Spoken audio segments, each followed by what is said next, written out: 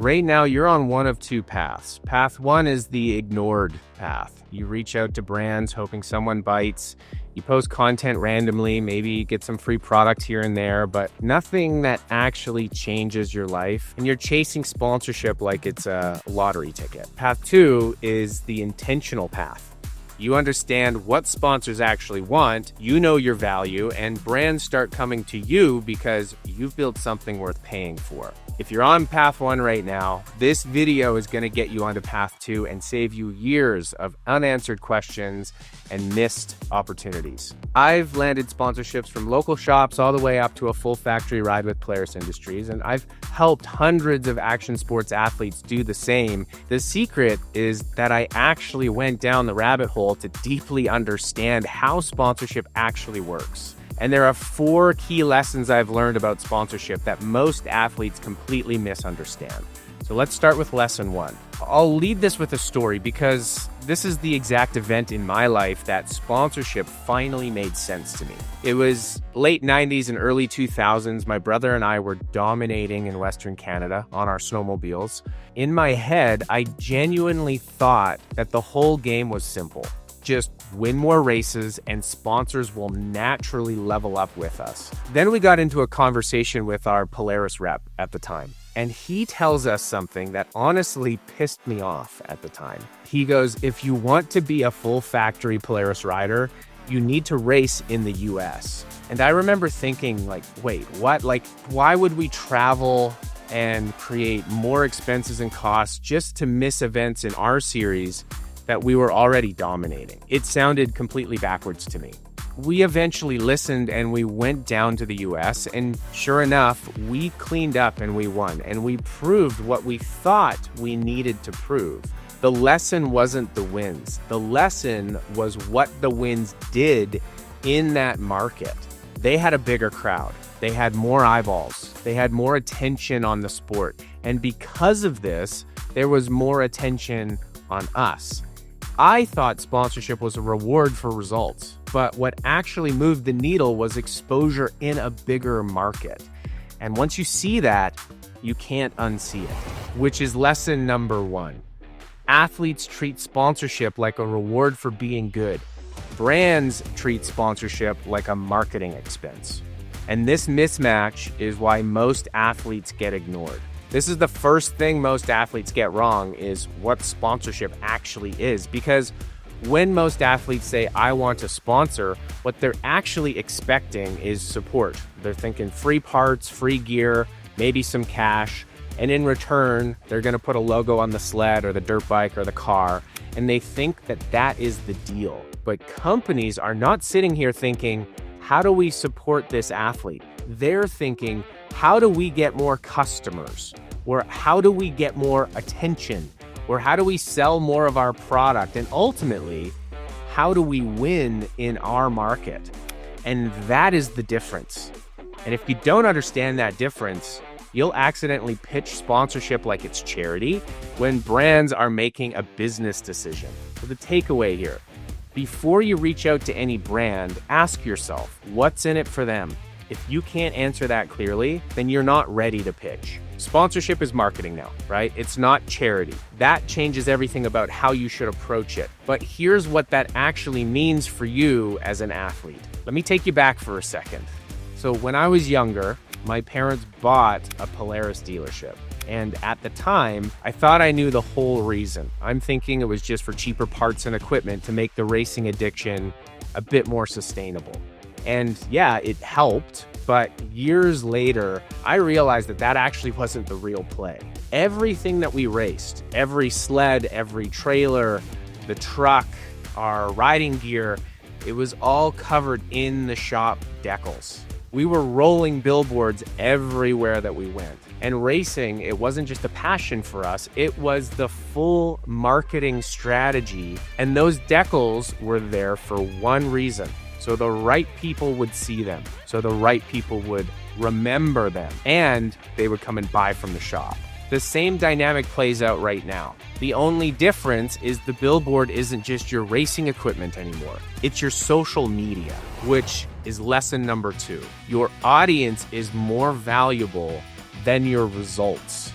Now, here's where it gets interesting. If sponsorship is marketing, then what are brands actually buying from you? Brands don't sponsor you for your lap times. They sponsor you for what your lap times create. A brand isn't paying you for your race result. They're paying you for access to a specific type of person, the kind of person who already buys what they sell, or is the exact type of person they want to turn into a buyer. And that's why your audience matters more than your skill level or your results. Results can earn respect inside of the sport, sure, but sponsorship money comes from influence. This is also why 10,000 of the right followers beats 100,000 random ones every time. 100,000 random followers might watch, but then keep scrolling. But 10,000 aligned followers, those are the guys and girls who wrench, the ones who ride and race on the weekends, the ones who are asking what gear you run and asking about your setup. They're the ones who actually spend money. That is the buyer base. What does a brand actually want to know about your audience? Well, they want the basics that you can get on any social platform. Where do they live? How old are they? Are they mostly men or women? What are they into? But they also want to know the real stuff, the deeper stuff, like, do they actually participate in the sport, or do they just watch it? Do they buy gear and parts and upgrades, or are they just there for the entertainment? If your audience is full of actual participants and buyers, you're not asking for a sponsorship anymore. You're offering a marketing channel. That's why smaller athletes land deals all the time. A quick takeaway here. Pull up your analytics on any social platform after this and take a look at your audience demographics. What's their age ranges? Where do they live? Male and female. And then look at the content that you post to figure out what they're most interested in. That's your leverage in every brand conversation. So you understand that sponsorship is marketing, and you understand that your audience is the product.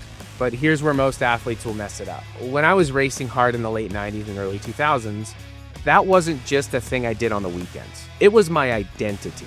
It was my whole life. The injuries hit, and my parents basically had to make this decision, this call with the family. And it wasn't because they didn't believe in us, but it was because they loved us and they wanted us to stay alive. It was just getting too dangerous. So the racing ended up stopping. The family support that made it possible to chase that dream obviously stopped with that.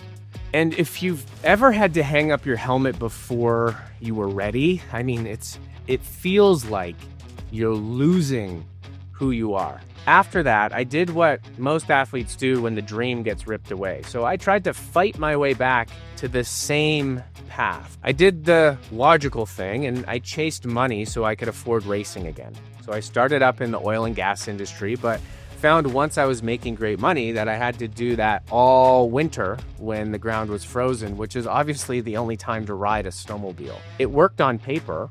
I had the money, I had the toys, I had all the gear to get back into racing, but I didn't have the time. The longer that went on, the worse it got, because I wasn't just busy. I was just stuck in this catch-22. You're living for a future that just never arrives. Then I hit this moment that changed everything. I was in this basement suite in Merritt where I was working. I'm thinking I'm still chasing the same old path, but I'm further away from the life that I actually want. For the first time in my own head, I was thinking what if the whole plan I'm following is just wrong? So I grab my phone and I start scrolling, and I see this guy talking about digital marketing for companies. He's working from his laptop, and the way that he sold it was around his lifestyle. I cared about the one thing that stood out most to me, which is companies pay for marketing. If sponsorship is marketing, then why am I trying to earn it like a trophy? Why am I trying to prove I deserve it through results instead of just learning the skill that makes companies spend money in the first place? And then it started stacking from there, and I thought about my parents buying the Polaris dealership when I was younger. But the real leverage was that everything we did in racing doubled as advertising. Marketing creates value. Marketing creates write-offs, and marketing creates customers. I realized I didn't need a brick and mortar store. I could build a personal brand on social media around snowmobiling. I stopped thinking like an athlete just trying to pitch race results, and I started thinking like a business partner creating outcomes. Which brings us to lesson number 3. Stop pitching and start diagnosing. There's this saying in medicine, a prescription without diagnosis is malpractice. Sponsorship works the same way. Most athletes just jump straight into pitching prescription, right? I'll post, I'll tag you, I'll put your logo on my stuff, here's my gold, silver, bronze package, but they haven't diagnosed anything first. They don't know what the company is actually trying to accomplish.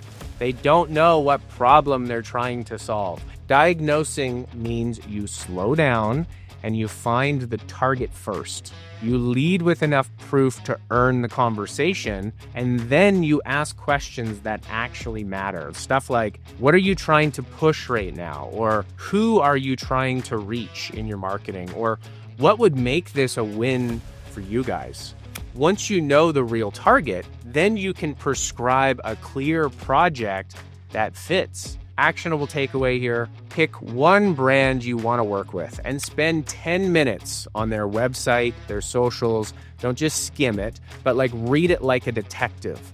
And your goal here is to figure out what their ideal customer is. Then ask yourself one question: does my audience match their customer? And if the answer is yes, then reach out with a tight paragraph that references 1 to 2 things from your research that prove you understand who they are for. Then connect it to your audience and why it's a fit. And then finish it with asking if they're open to a quick call to explore a win-win. But there's still one more big mistake that kills deals. And it happens before a brand even decides to reply back. Now, when I decided to learn digital marketing, I didn't dabble. I went all in. I traveled the world to rub shoulders and learn from the best marketers. I obsessed over figuring it out. And within a year, that focus paid off. I actually became a top freelance marketer. And because of that path, I built a private Facebook community and an email contact list with hundreds of thousands of people. It happened because I picked one lane and I stayed in it long enough for it to compound. Here's something that might sound counterintuitive, and that's lesson number 4. You don't need to be everywhere, but you need to be somewhere. And here's what happens when you spread yourself across 5 platforms with mediocre presence on all of them. It's like trying to bounce 5 basketballs at once. Yeah, sure, you could do that for a few seconds, but you're not actually in control of any of them. This is when you end up half posting, half consistent, half clear, and nothing grows. Now, why does being dominant on one platform beat being mediocre on 5? Well, I think that should be pretty obvious now, but it's because momentum compounds in one place. So when you build a core audience somewhere, everything gets easier. Your content improves faster because you're practicing in one arena. Your audience grows faster because you're not resetting your momentum every week. And when it finally makes sense to expand later, you're not just starting from scratch. You're bringing a core audience with you. And that's when you can grow the next platform way faster. Put yourself in a brand manager's shoes. What does a brand see when they look at a focused athlete versus a scattered one? A focused athlete looks reliable. They see a clear message. They see consistent content, and in turn, a real audience. And that feels like someone that they can build with. Build strong in one place. Your actionable takeaway here. Pick your one hero platform where you can create consistent content and commit to mastering one platform and growing that audience past 10K followers before you even ever think about expanding to another. Those are the 4 lessons. There's so much opportunity out there for those who apply this and actually get after it. And if you want help putting this together, like figuring out your audience or building your brand and actually landing sponsors who pay you, go grab my book on Amazon, The Modern Playbook for Sponsorship and Cash Flow. It's the full framework that walks you through step by step on how to build the brand, grow real leverage, land sponsors without guessing. And when you get it, it also comes with a game plan call with our team to help you map out the right plan for your sport, your audience, and of course, your goals. Now remember, stay deadly, and we'll see you on the next video. Peace.